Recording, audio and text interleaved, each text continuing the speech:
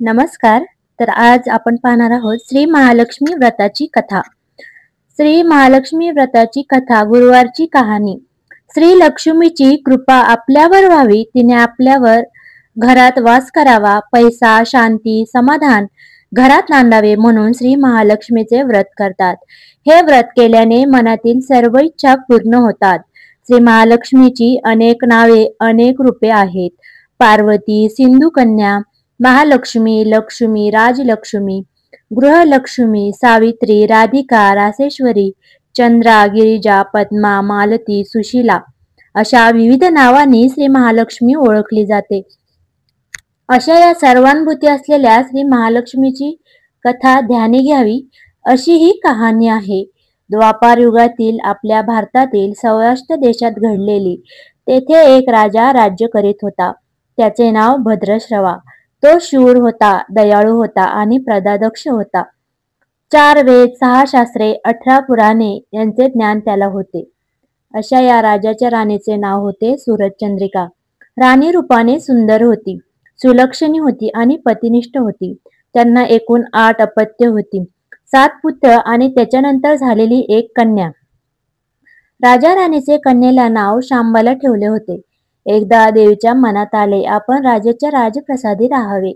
त्याचे राजा आणखी सुखी होईल, प्रजेलाही तो आणखी सुख देईल, गरिबाकडे राहील तर सगळ्या संपत्तीचा तो एकटाच उपभोग घेईल. म्हणून देवीने एका म्हातारीचे रूप घेतले, फाटकी वस्त्रे न्याली,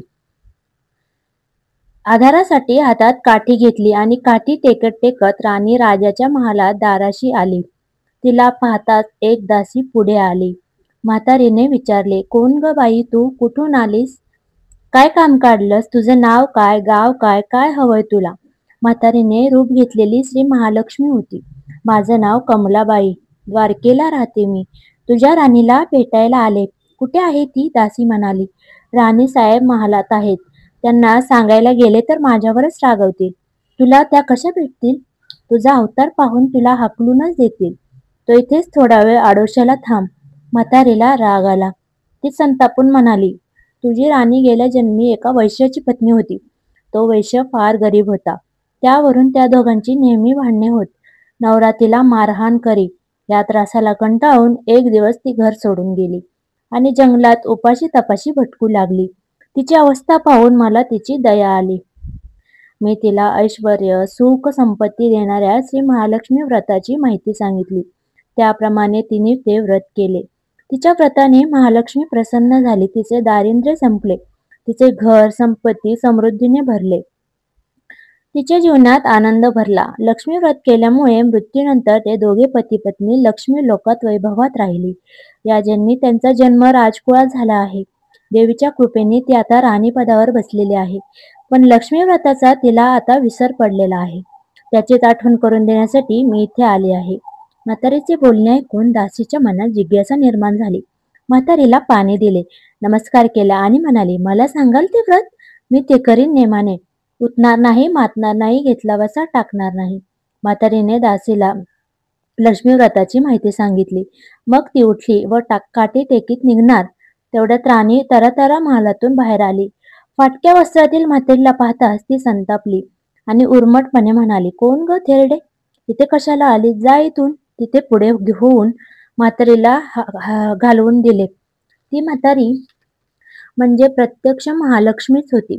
हे राणीला कळले नाही. राणीचा तो उर्मटपणा पाहून महालक्ष्मीने तिथे न थांबता स्वस्थानी जाण्याचे ठरवले. राणीचा महाल सोडून म्हातारी निघणार तोच एक मुलगी लगबगीने बाहेर आली. ती मुलगी होती राजकन्या शांबाला. तिने येऊन म्हातारीला नमस्कार केला. मी कळवळून म्हणाली, आजी रागावू नका, माझी आई चुकली, तिला क्षमा करा, मी तुमच्या पाया पडते. राजकन्याचे ते बोलणे ऐकून श्री महालक्ष्मीला तिची दया आली. श्री शांबाला लक्ष्मी व्रताची माहिती सांगितली. तो दिवस मार्गशीर्ष महिन्यातला पहिला गुरुवार होता. पुढे दासीने लक्ष्मी व्रत केलं. तिची स्थिती सुधारली. दासी पण सोडून तिने सुखाने संसार करू लागली. राजगाना शांबालाही भक्तिभावाने सांगितल्याप्रमाणे लक्ष्मी व्रत केले. सगळे नेमधर्म पाहून दर गुरुवारी हे व्रत केले. शेवटच्या गुरुवारी उद्यापन केले. लवकरच शांबालाचा विवाह मालाधार नावाच्या राजपुत्राशी झाला. तिला राजवैभव मिळाले. लक्ष्मी व्रताच्या प्रभावाने तिचा संसार सुखासमाधानात चालू लागला. पण इकडे भद्रश्रवा, राणी चंद्रिका यांना हळूहळू वाईट दिवस दिसायला लागले. त्यांचे राज्य गेले, त्यांचे सगळे वैभव ऐश्वर्यालयाला गेले. चंद्रिका राणी होती, ती स्थिती आता बदलली. अन्न पाण्यालाही ती महाग झाली. भद्रश्रवाला फार वाईट वाटले. पण तो तरी काय करणार? एक एक दिवस चिंतेत उगवत होता, तसाच मावळतही होता. एक दिवस भद्रश्रवाला वाटले मुलीकडे जावे, तिला पाहावे आणि 4-8 दिवस तिच्याकडे राहावे. त्याप्रमाणे तो जावयाच्या राज्यात आला. चालून चालून खूप दमला होता, म्हणून थोडा वेळ विश्रांती घेण्यासाठी तो नदीकाठी बसला. राणीची दासी नदीवर येत होती. तिने भद्रश्रवाला ओळखले. दासी धावत धावत महालात गेली, राजाला बातमी सांगितली. श्यामबालालाही ते समजले. श्यामबाला आणि मालाधाराने रथ पाठवून भद्रश्रवाला मोठ्या मान-सन्मानाने राजवाड्यात आणले आणि त्यांचा आदर सत्कार केला. काही दिवस जावयाचा आणि मुलीचा पाहुणचार घेत भद्रश्रवा राजवाड्यात राहिला. आता परत जायचे विचार त्यांच्या मनात घुळू लागले. जावयाला त्यांनी तसे सांगितले. जावयाने संमती दिली. भद्रश्रवा परत जायला निघाला तेव्हा श्यामबालाने एक हंडा भरून धन पित्याला दिले.